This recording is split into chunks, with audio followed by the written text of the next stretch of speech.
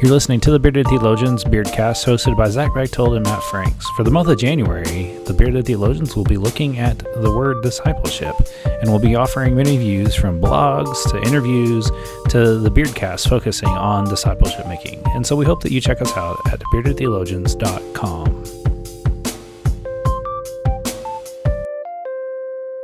You're listening to the Bearded Theologians podcast, hosted by Matt Franks and Zach Bechtold.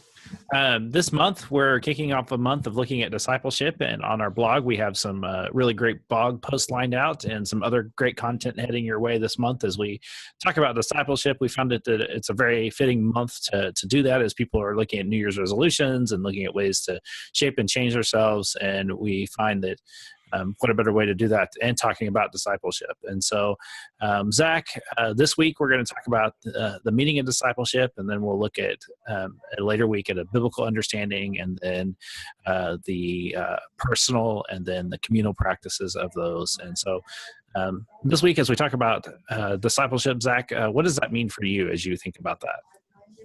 You know, for me, it's a tough deal because we talk about discipleship a lot, but we don't always define it. And it's one of those words that's really, really hard to define, because we can get really, really in depth with it and get super deep and super theological on it, or we can go way too simple. And I think there's a good middle ground there in finding ways to convey what discipleship is, so that both children, adults, new people to faith, old people to faith can identify and really live into that. And so for me, as I try to define discipleship in my congregations and my personal life,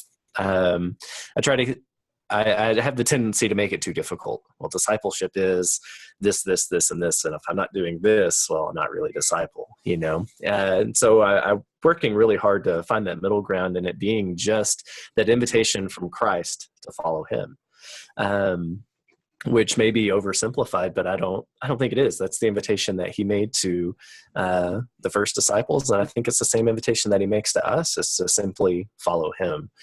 And then we get the meat and potatoes of it as we see Jesus live out his life and carry out his ministry, as well as the disciples and all of those who have gone before us. And so that's not really a definition, but that's kind of the way that I kind of view discipleship currently, and have grown to really look at that. For me, I struggle with it because it's used lately more like a buzzword. Like we're making, you know, we have to have our discipleship process. We have to have our disciple, whatever. You know, we use that word kind of like we use vital, and I really struggle with that. For me, like I kind of lean back on the Methodist mission statement that discipleship making occurs and the local church provides the most significant arena for that to happen to a point. But for me, like when I think about discipleship, I think of who's our teacher? Who are we following? Hopefully it's Jesus, and we're listening to what Jesus says. And, you know, in the Methodist tradition, Wesley kind of looked at it in the sense of works of piety and works of mercy. And we've taken that, and we've done a really good job with that in some ways, and others we've struggled. But as I think of discipleship, I think of belief plus action equals transformation. And that comes from one of the many other studies I've done over the years in working within the church. But I really like that belief plus action equals transformation. And I think that that's the thing, is that you've got to be asking yourself, if you're serving in mission, why are you doing this? Mm-hmm. You know, I love feeding people because that's what Jesus did. He fed people both spiritually and physically with food. And that is something I'd love to do. And it's the reason why I cling so close to Jesus on those statements when he talks about feeding people and tending to people, because that's what we're called to do, is to really take care of one another. And the more that we do that, the better off we are.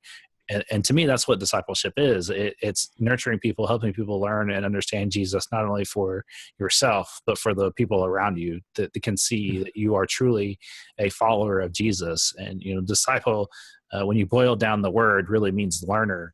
And so when we learn to be a disciple, we're learning to do that because of Jesus. I mean, that's who we follow.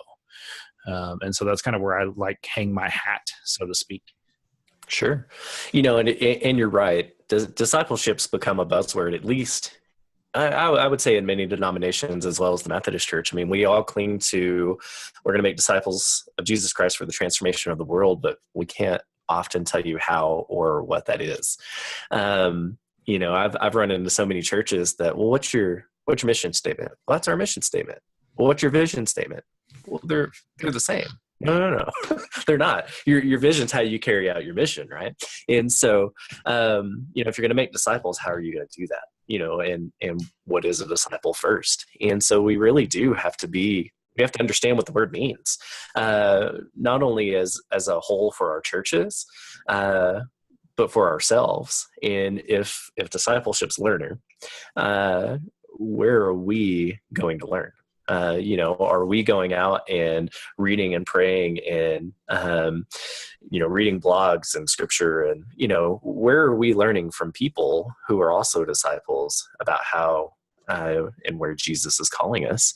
And I think too often we get caught up in, well, we've got to make disciples, so we got to go get people and bring people into the church, but people coming into the church, numbers don't translate into disciples. Butts and beds or butts and pews, however you want to look at it, don't always translate. It's, what are you doing? Why are you doing missions? Why are you feeding people?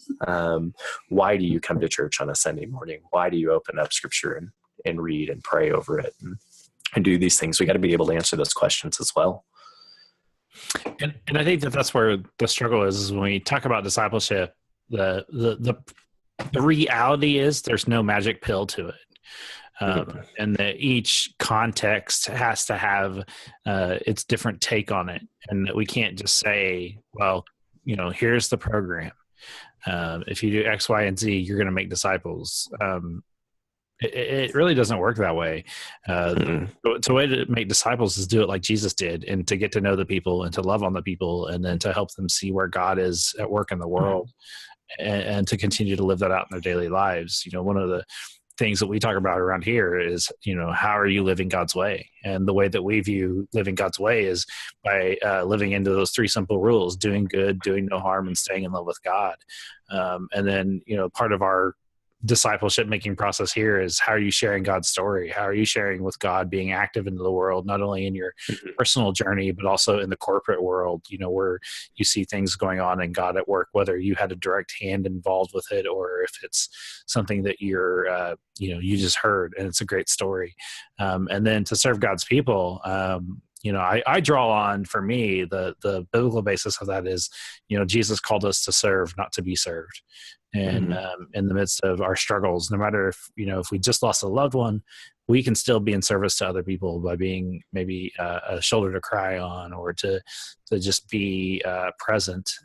And I think that we've made discipleship making hard because we think the world has changed. And in a way it has.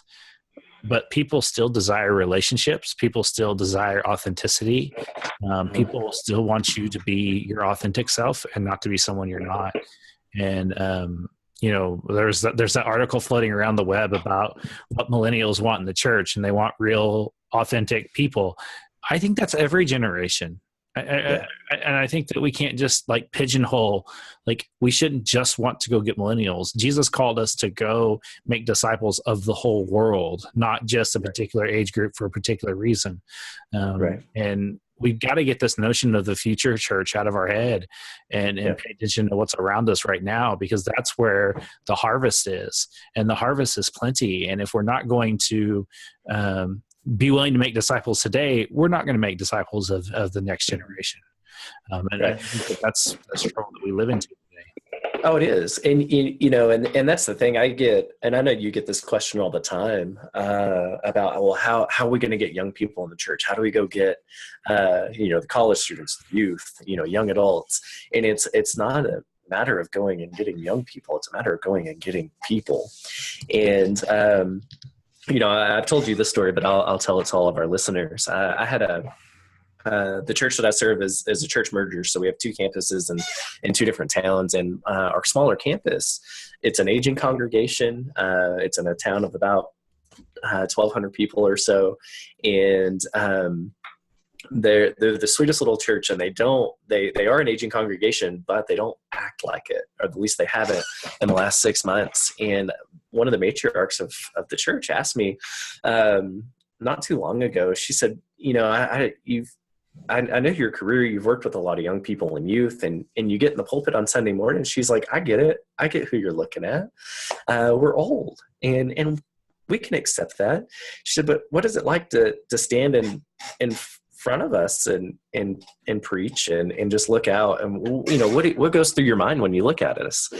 And what she was asking was, how can you serve a church that's older and find hope in that? And I simply told her, I said, look, my philosophy is not to go and get young people and to focus solely on that, because there are plenty of other people in this community.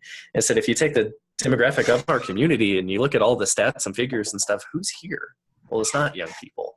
So how do we go get young people if they're not even here? And I told her, I said, it's not a matter of going and getting young people to revitalize this church and what we're doing here. It's a matter of going and getting people. And I said, I don't really care if they're young or old or in between. Let's go get them.